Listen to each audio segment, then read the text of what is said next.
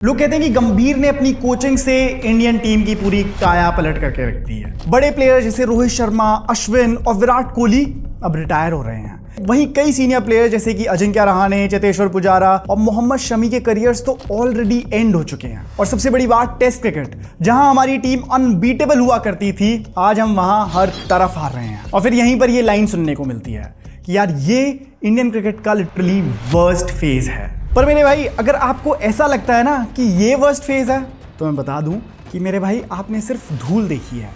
जो असली तूफान था, जिसने इंडियन क्रिकेट की बैकबोन तोड़ दी थी, जिसने सीनियर प्लेयर्स को डिप्रेस, ब्रोकन और डिवाइडेड छोड़ दिया था और इंडियन टीम के ड्रेसिंग रूम को 2 गुटों में बांट दिया था, वो गंभीर एरा नहीं था। वो रोहित कोहली का टीम से एग्जिट नहीं था। वो तो था द ग्रेग चैपल एरा। वही ग्रेग चैपल एरा जिसको आज भी इंडियन क्रिकेट के फैंस बड़ी शर्म से याद करते हैं। और इसीलिए आज की इस वीडियो में मैं आपको बताने वाला हूं how dangerous and how brutal was the Greg Chappell era. ये कहानी शुरू होती है 2005 के पहले, जब जॉन राइट का कोचिंग टेन्योर खत्म हो रहा था।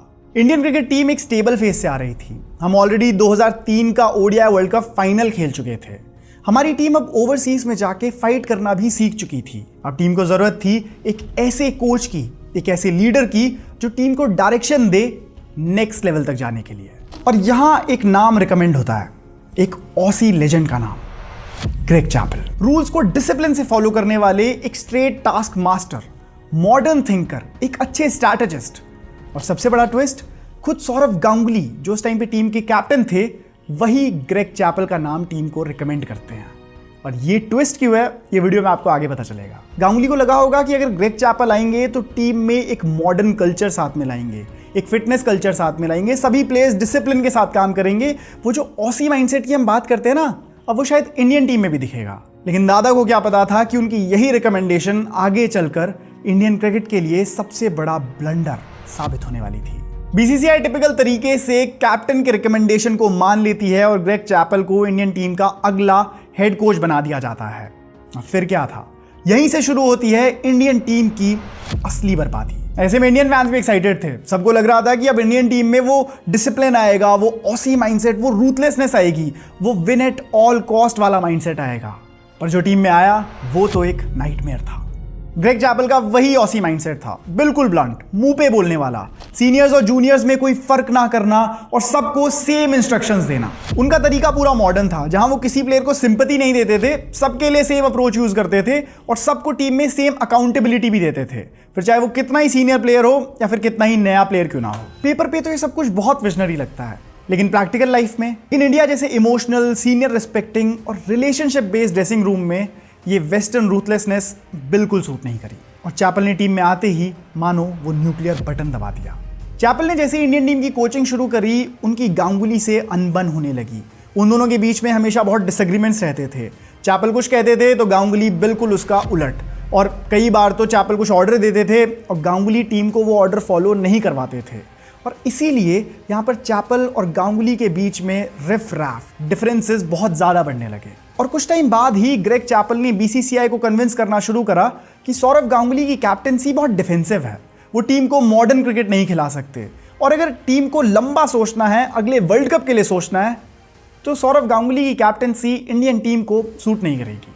और अगले कुछ महीनों में इंडियन टीम में और बीसीसीआई में एक ऐसा माहौल बनाया गया कि इवेंचुअली दादा को उनकी कैप्टेंसी से पुश आउट कर दिया गया और उन्हें टीम से ही ड्रॉप कर दिया गया। इमेजिन करो, उसी सौरव गांगुली को टीम से ड्रॉप कर दिया गया जिसने मैच फिक्सिंग के बाद इंडियन टीम को रिवाइव किया था, जिसने टीम में यंगस्टर्स को लाकर टीम का पूरा कल्चर चेंज किया था।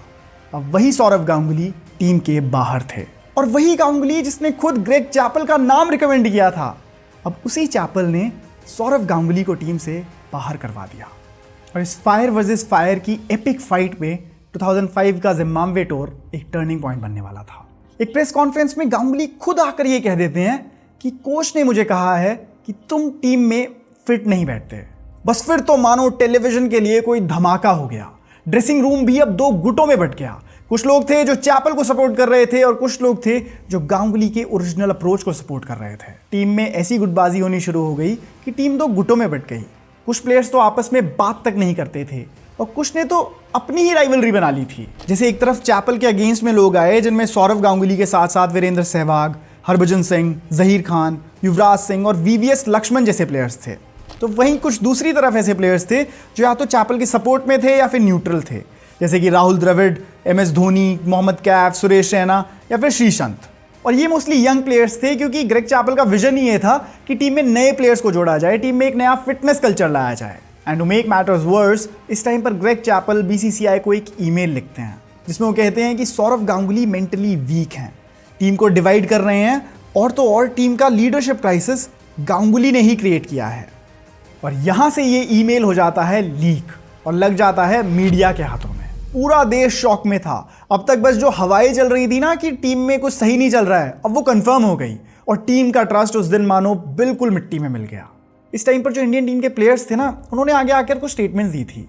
जैसे किसी ने कहा कि Greg Chappell era officially destroyed Indian cricket, तो कुछ ने कहा कि उस टाइम पर इंडियन टीम का ड्रेसिंग रूम बहुत कंफ्यूज रहता था, किसी को पता ही नहीं होता था कि कोच के इंस्ट्रक्शंस को फॉलो करना है कि कैप्टन के इंस्ट्रक्शंस को फॉलो करना है। इसी के साथ में ग्रेग चैपल एक और बड़ी अजीब सी चीज करने लगे थे कि वो टीम में बहुत सारे एक्सपेरिमेंट्स रन करने लगे थे, मानो इंडियन टीम उनके लिए एक एक्सपेरिमेंट लैब हो। उन्होंने इरफान पठान, जो कि एक प्योर बॉलिंग ऑलराउंडर थे, उनको इंडियन टीम के टॉप ऑर्डर में पुश करना शुरू कर दिया।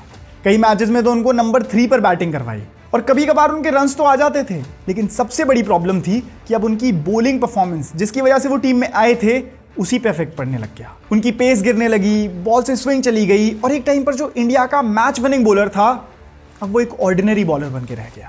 और इसका रिजल्ट क्या हुआ कि कई सालों के बाद इरफान पठान ने सामने आकर कहा कि मेरा करियर कट शॉर्ट ही इसलिए हुआ क्योंकि ग्रेग चैपल के एरा में सब प्लेयर्स कंफ्यूज्ड ही रहते थे कि उनका टीम में रोल क्या है। और इनका एक और एक्सपेरिमेंट बताता हूँ कि वीरेंद्र सहवाग, जो नेचुरली अपनी बैटिंग से ही 300 रन ठोक दिया करते थे, उन्हें अब टेक्निक और फुटवर्क सिखाया जा रहा था, उन्हें डिफेंस करना सिखाया जा रहा था। और इसका इवेंचुअली रिजल्ट क्या हुआ कि सहवाग आउट ऑफ फॉर्म हो गए, एक कॉन्फिडेंट प्लेयर का कॉन्फिडेंस कम हो गया और इवेंचुअली वो भी टीम से ड्रॉप हो गए।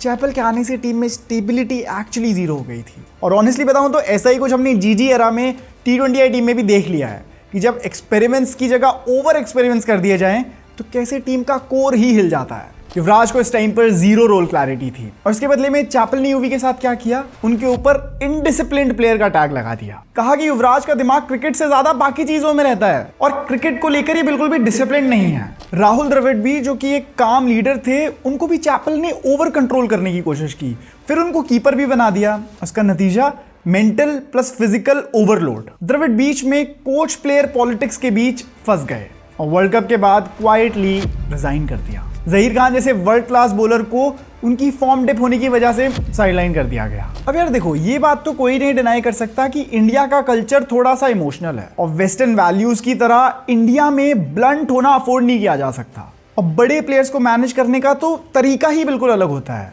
और इसीलिए सभी प्लेयर्स ने बाद में आकर कहा कि चैपल को प्लेयर्स को हैंडल करना नहीं आता। चैपल के एरा में आप मान लो कि टीम कल्चर जैसी कोई चीज ही नहीं बची थी, बस बची थी तो ईगो बैटल्स। धीरे धीरे अब BCCI भी ग्रेग चैपल के एंटिक्स को समझने लगी थी और वो भी ग्रेग चैपल के अगेंस्ट ही हो गए थे। और अब ग्रेग चैपल के पास अपनी जॉब बचाने का सिर्फ एक ही तरीका था और वो था 2007 का ODI वर्ल्ड कप जीतना। इंडिया के पास एक बैलेंस स्क्वाड थी, फैंस एक्साइटेड थे और एक्सपर्ट्स भी कॉन्फिडेंट थे कि हाँ, इंडियन टीम ये टूर्नामेंट जीत सकती है। पर अंदर से टूटी हुई टीम टूर्नामेंट तो क्या, एक मैच भी नहीं जीत सकती। और कुछ ऐसा हुआ जो कोई सोच भी नहीं सकता था। इंडिया बांग्लादेश से हारकर ग्रुप स्टेज से ही बाहर हो गई। ये लॉस सिर्फ एक मैच का लॉस नहीं था, बल्कि ये एक सोच की हार थी, ये पूरी प्लानिंग की हार थी, ये ग्रेग चैपल की हार थी। पूरा देश इस वर्ल्ड कप की लॉस के बाद मानो सदमे में था। फैंस रो रहे थे, पोस्टर्स जलाए जा रहे थे प्लेयर्स के, लेकिन इस पूरे फियास्को का, इस पूरे ब्लंडर का ब्लेम दिया गया ग्रेग चैपल को। 2007 ODI वर्ल्ड कप की वो हार काफी थी ग्रेग चैपल एरा को खत्म करने के लिए। BCCI ने ODI वर्ल्ड कप के बाद ग्रेग चैपल को कोच की पोजीशन से फायर कर दिया, लेकिन तब तक काफी डैमेज हो चुका था और इस डैमेज से रिवाइव करने के लिए इंडियन टीम को आगे काफी टाइम लगाना पड़ा। इस सब के बावजूद इंडिया में एक नया लीडर उठा, MS धोनी। इंडिया के अगले कैप्टन बने और उसी साल 2007 में ही इंडिया को T20I वर्ल्ड कप जिताया। और अगले कुछ सालों में MS धोनी ने, टीम की मैनेजमेंट ने इंडियन टीम को वापस से रीबिल्ड करने की कोशिश करी, लेकिन पुराने स्टार्स की जो हालत ग्रेग चैपल के एरा में हुई थी, वो स्टार्स कभी नहीं भरे। और अगर इतने टाइम के बाद अगर हम ग्रेग चैपल के बारे में बात भी करें तो शायद ग्रेग चैपल के इंडियन टीम के साथ इंटेंशंस गलत नहीं थे, लेकिन जो उनके मेजर्स थे, जो उनके स्टेप्स थे, जो तरीके उन्होंने अपनाए वो डेफिनेटली थोड़े गलत थे। उनकी कोचिंग में वो ऑस्ट्रेलिया वाला रूथलेस और बहुत ही ब्लंट डायरेक्ट स्टाइल था जो इंडिया जैसे इमोशनल देश में बहुत अच्छे से फिट नहीं हुआ। ग्रेग चैपल की सबसे बुरी बात ये थी कि कई बार उन्होंने प्लेयर्स को मेंटली अटैक करा, प्रेस कॉन्फ्रेंसेस में आके प्लेयर्स की वीकनेसेस की बात की, प्लेयर्स के बारे में नेगेटिवली बात करी, जिससे उन प्लेयर्स का कॉन्फिडेंस डायरेक्टली अफेक्ट होता था।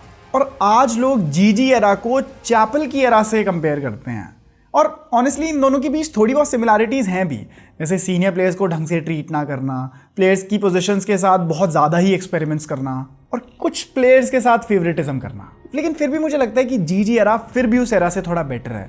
एक तो इसलिए क्योंकि गौतम गंभीर चाहे कैसे भी कोच हो, लेकिन है तो वो इंडियन ही, और उनकी इंटेंशंस इंडियन प्लेयर्स के साथ अच्छी ही हैं, और वो इंडियन प्लेयर्स की साइकी को भी कहीं ना कहीं समझते ही हैं। हाँ, उनके स्टेप्स ऑनेस्टली मुझे भी समझ नहीं आते और मैं भी उनको ऐसे सपोर्ट नहीं कर रहा हूँ, लेकिन to call this the worst era of Indian cricket, मुझे लगता है ये थोड़ा ज़्यादा हो गया, ये थोड़ी ओवर आर्चिंग वाली बात है। क्योंकि आप जीजी एरा की कितनी ही बुराई क्यों ना कर लो, लेकिन जिस तरह से उन्होंने 2026 के T20 वर्ल्ड कप के लिए इंडिया की टीम बनाई है, वहाँ तो आपको जीजी एरा की भी तारीफ करनी पड़ेगी कि चाहे उन्होंने इससे पहले कितनी भी गलतियाँ क्यों ना करी हों, लेकिन अब उन्होंने उन गलतियों को करेक्ट किया है। बाकी दोस्तों, यही थी वीडियो ग्रेग चैपल की कोचिंग एरा की, जहाँ एक्चुअली इंडिया के सीनियर प्लेयर्स बहुत फ्रस्ट्रेटेड थे, इंडिया का ड्रेसिंग रूम बहुत बुरे तरीके से डिवाइड हो गया था और कई इररिपेरेबल डैमेजेस हुए थे। बाकी आपको ये वीडियो कैसी लगी है मुझे कमेंट्स में ज़रूर बताइएगा। आई एम प्रीटी श्योर कि आपको वीडियो अच्छी लगी होगी।